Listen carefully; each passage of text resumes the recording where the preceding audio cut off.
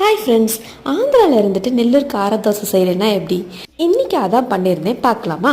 Okay. ஒரு ஜாரில் 4 Kashmiri chilli, 4 வரமிளகா, 4 பெரிய சைஸ் பூண்டு, ஒரு தக்காளி, ஒரு வெங்காயம், 1 ஸ்பூன் ஜீரகம், 1 ஸ்பூன் உப்பு போட்டு நல்லா பேஸ்ட்டாக அரைச்சிக்கோங்க. அந்த பேஸ்ட்டை ஒரு பேனில் நிறைய எண்ணெய் ஊற்றி அந்த பேஸ்ட்டை போட்டு நல்லா சுருள வதக்கிக்கோங்க. எண்ணெய் பிரிஞ்சு வந்தது அப்படின்னா அந்த கார சட்னி ரெடி. அதுக்கப்புறம் தோசைக்கல் அடுப்பில் வச்சு தோசைக்கல் நல்லா சூடான பிறகு இருக்கிற மாவை எடுத்து நல்லா மெல்லிசாக தோசை ஊற்றிக்கோங்க. நம்ம குண்டா தோசை ஊற்றணும் அப்படின்னா இந்த கார தோசைக்கு நல்லா இருக்காது. நல்லா மெல்லிசாக தோசை ஊற்றிட்டு அந்த தோசை ஹாஃப் குக் ஆன பிறகு நம்ம அரைச்சி வச்சுருந்த பேஸ்ட் இருக்கு இல்லையா, அதை எடுத்து நல்லா தோசை ஃபுல்லாக ஸ்ப்ரெட் பண்ணி விட்டுக்கோங்க. கொஞ்சம் நிறையா போட்டால் சூப்பராக இருக்கும்.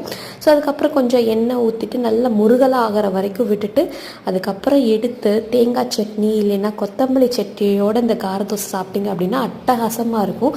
கண்டிப்பாக ட்ரை பண்ணி பாருங்கள். பாய்.